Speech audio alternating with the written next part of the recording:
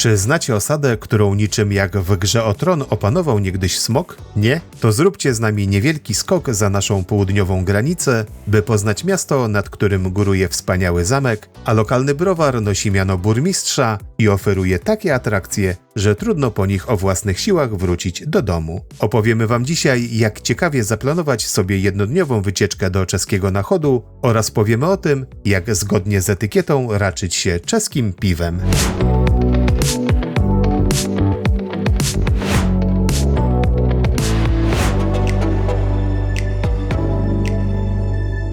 Od ponad dekady przemierzamy Polskę w poszukiwaniu miejsc pełnych historii, tajemnic i niezapomnianych widoków. Nasze odcinki to nie tylko relacje z podróży, to inspiracje dla waszych wypraw i odkryć. Dziś trochę nietypowo zabierzemy was do naszych południowych sąsiadów, do położonego tuż za granicą, zaledwie parę minut drogi od Kudowy, Nachodu. Ma on do zaoferowania nie tylko piwo i knedliki, choć i o nich tu usłyszycie, ale także kilka ciekawych atrakcji, które warto obejrzeć.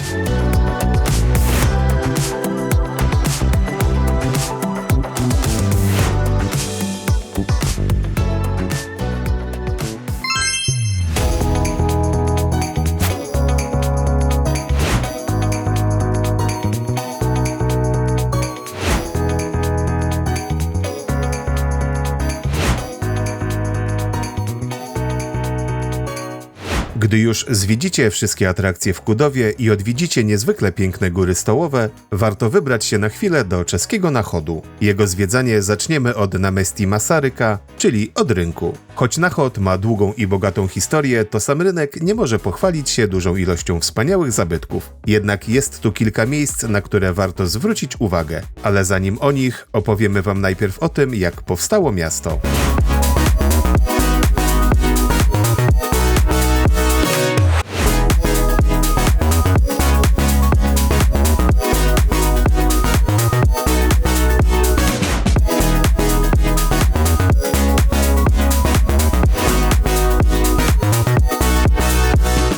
Miasto założył w połowie XIII wieku rycerz Chrona z rodu Nečetariców. Nachod rozrastał się powoli mimo nękających go licznie pożarów i walk, na które był szczególnie narażony ze względu na przygraniczne położenie. Krótki regres nastąpił za panowania rodu Piccolomini, który wsławił się uciskaniem poddanych. Doprowadziło to do największych w historii Czech buntów chłopskich, zakończonych marszem na Pragę. Największy rozwój Nachodu datuje się jednak na XIX stulecie, kiedy to po doprowadzeniu kolei żelaznej zaczął rozwijać się przemysł tekstylny i chemiczny.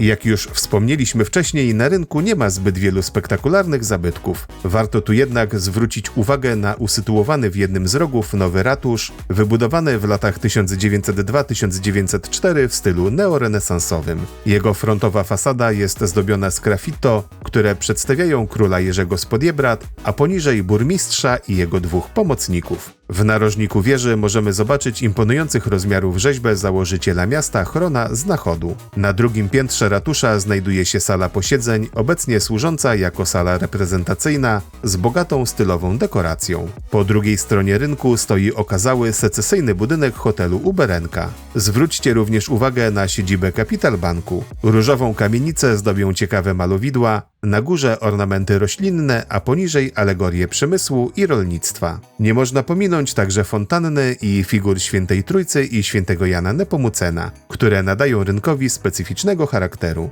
Na dawnym placu targowym jest także muzeum prezentujące historię Nachodu i okolic. A za chwilę opowiemy wam o budowli, która ma nietypowe położenie i równie ciekawą historię.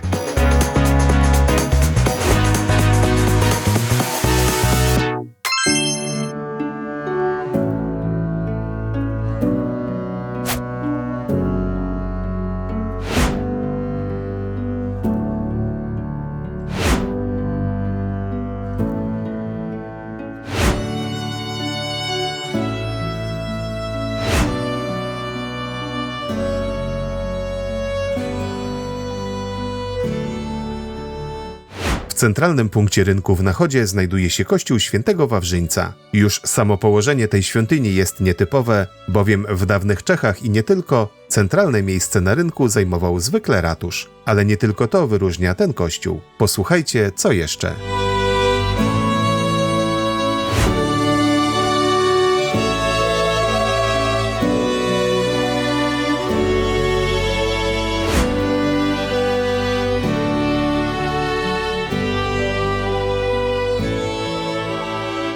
Kościół świętego Wawrzyńca wzniesiono około 1310 roku w stylu gotyckim. Podobnie jak większość starych świątyń trawiły ją pożary, z których największy miał miejsce w roku 1570.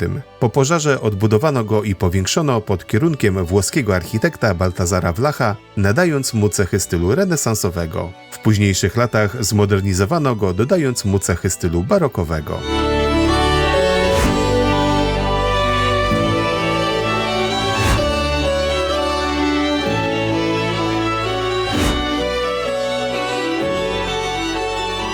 Początkowo kościół świętego Wawrzyńca miał tylko jedną wieżę, a że w dawnych czasach świadectwem bogactwa mieszkańców była ilość wież kościelnych, to w połowie XVI wieku dobudowano drugą, bliźniaczą, usytuowaną symetrycznie po południowo-wschodniej stronie. Starsza nosi nazwę Adam, młodsza Ewa, czyli zgodnie z biblijną chronologią pojawienia się prarodziców na świecie.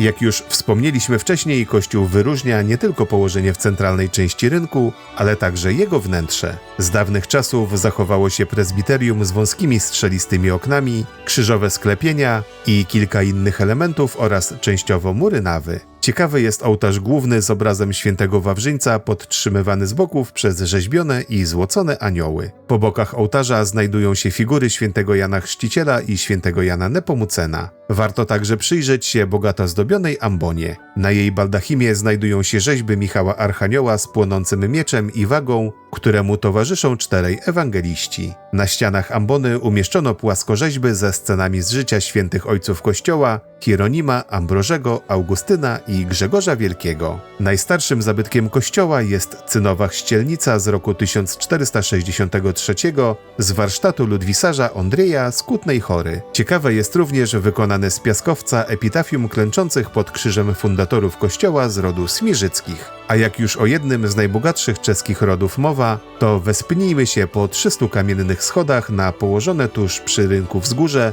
by sprawdzić, w jakich warunkach mieszkali właściciele Nachodu.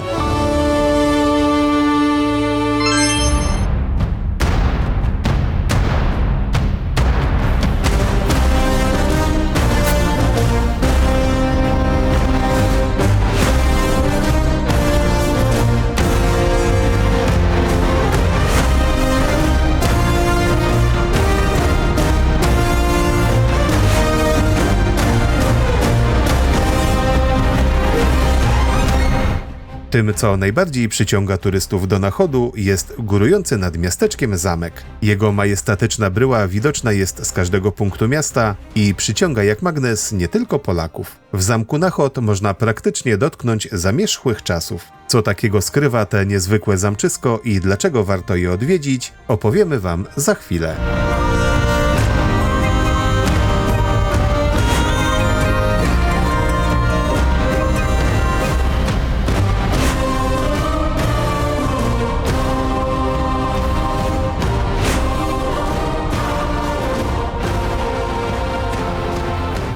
Zanim o atrakcjach zamku, zacznijmy jednak od odrobiny historii. Warownia w Nachodzie powstała w wieku XIII z inicjatywy Hrona z Neczetriców. Jego głównym zadaniem była obrona szlaku handlowego prowadzącego z Czech do Polski. Losy budowli nie należały do łatwych, tak jak w sumie w większości zamków bywa. W latach 1556-1614 ówcześni właściciele, jeden z najbogatszych czeskich rodów Smirzyccy, nadali zamkowi charakter renesansowy za sprawą włoskich architektów. Kolejnymi właścicielami została włoska rodzina Piccolominich. Zamek był nagrodą dla Ottavia Piccolominiego za jego zasługi w udaremnieniu spisku przeciwko życiu cesarza. Ród, który miał w swych szeregach m.in. 2 papieży, rozbudował go w stylu barokowym. Następnie Hrat dostał się w ręce Piotra Birona, znanego miłośnika sztuki, a później w ręce jego najstarszej córki Katarzyny Wilhelminy księżnej żagańskiej. Niestety rodzina po spisku dworskim popadła w niełaskę i została zesłana na banicję. Od połowy XIX wieku do końca II wojny światowej zamek należał do niemieckiej rodziny książęcej Schaumburg-Lippe.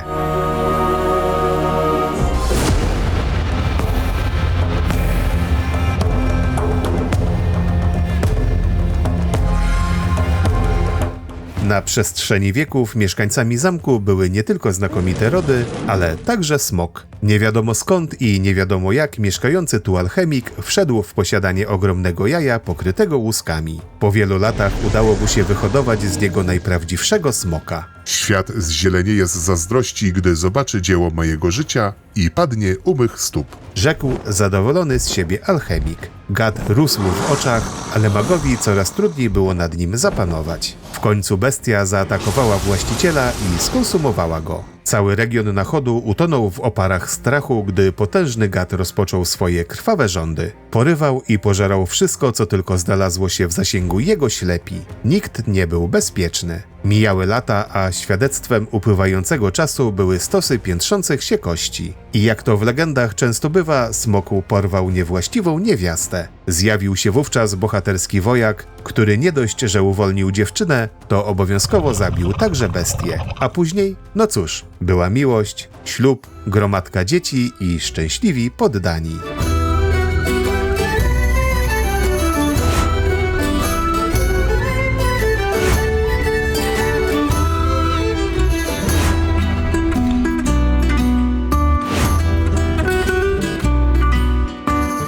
Masywna budowla zajmuje wzgórze wznoszące się nad miastem. Od strony miasteczka rzuca się w oczy ściana zdobiona prostym sgrafitem oraz wieża z arkadową galerią. Zamek robi wrażenie z zewnątrz, ale i w środku też skrywa sporo perełek. Pierwsze piętro poświęcone jest czasom, gdy Nachodem rządził ród Piccolomini. Kolekcja barokowych gobelinów brukselskich, kolekcja martwych natur kwiatowych i myśliwskich, galeria portretów rodzinnych Piccolominich, część najstarszych zbiorów biblioteki zamkowej czy reprezentacyjne i prywatne pomieszczenia właścicieli to tylko najważniejsze z eksponatów, które możemy tam obejrzeć. Drugie piętro poświęcono ostatnim właścicielom zamku, rodzinie Schaumburg-Lippe. Wnętrza są już bardziej nowoczesne, choć nie brakuje elementów z przełomu XVII i XVIII wieku.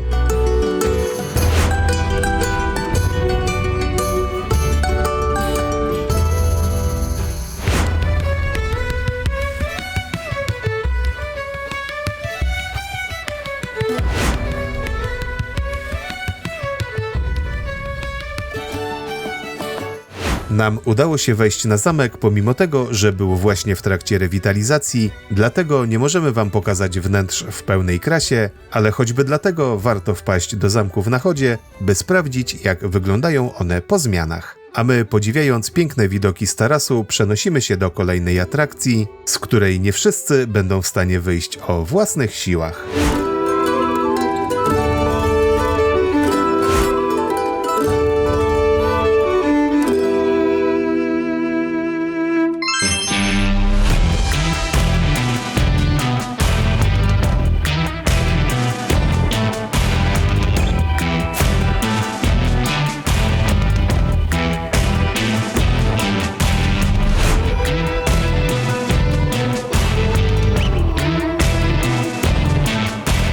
O tym, że Czechy słyną z piwa, nie trzeba chyba nikomu przypominać, o czym świadczy choćby popularność wyrobów naszych południowych sąsiadów w polskich sklepach. Jakość czeskiego piwa wiąże się zarówno z długoletnią tradycją jego produkcji, jak i starannym doborem surowców oraz ich proporcjami. Piwo i jego picie są zakorzenione w czeskiej kulturze, społeczeństwie i historii do tego stopnia, że przemysł piwowarski jest uważany za część dziedzictwa narodowego. A jak w rzeczywistości wygląda produkcja tego czeskiego skarbu narodowego? O tym przekonacie się już za chwilę.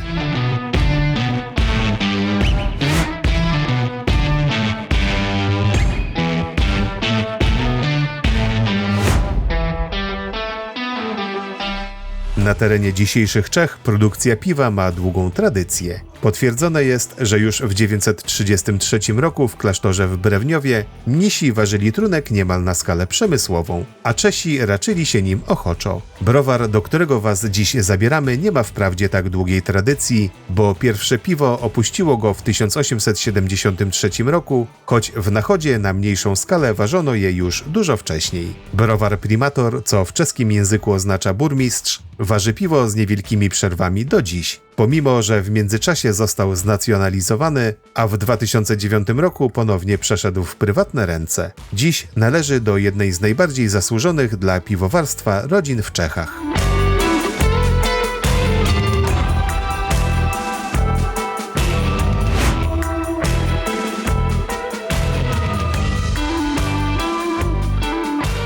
Podczas wycieczki z przewodnikiem po browarze zapoznacie się z jego historią i teraźniejszością. Dowiecie się także, co jest niezbędne w produkcji piwa i jak wybierane są najlepsze składniki do jego ważenia. Zobaczycie rozlewnię, warzelnię, halę fermentacyjną i piwnicę, w której leżakuje piwo. Ale najlepsze czeka Was na zakończenie. Degustacja piwa wygląda zupełnie inaczej niż w polskich browarach. Podczas godziny macie możliwość skosztowania bez żadnych ograniczeń wszystkich gatunków produkowanego tu piwa, a jest ich naprawdę sporo. Ale zanim rozpoczniecie degustację, posłuchajcie kilku ciekawostek o kulturze picia piwa w Czechach.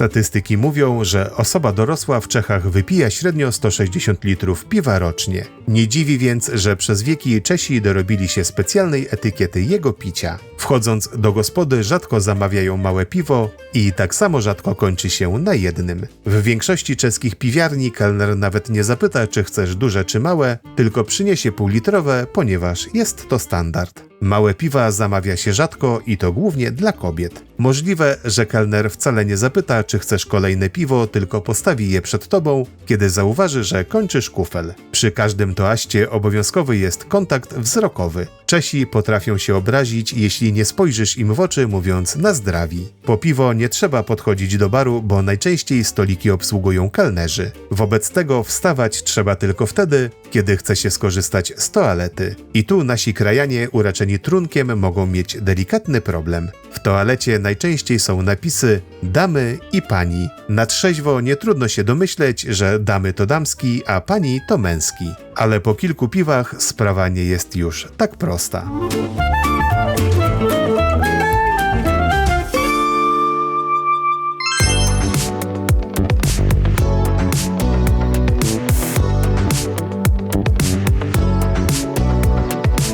I tak delikatnie chwiejnym krokiem kończymy naszą dzisiejszą wycieczkę, a Wy, jeśli chcecie dowiedzieć się, dlaczego jedno z piw browaru Primator to piwo teściowa i dlaczego w ich ofercie jest również Antonin, koniecznie musicie odwiedzić Nachod i posłuchać pełnych humoru opowieści przewodnika. Jeśli spodobały Wam się Czechy i chcielibyście poznać więcej atrakcji naszych południowych sąsiadów, to zapraszamy na nasze inne opowieści. Uwidzimy się w Czechach!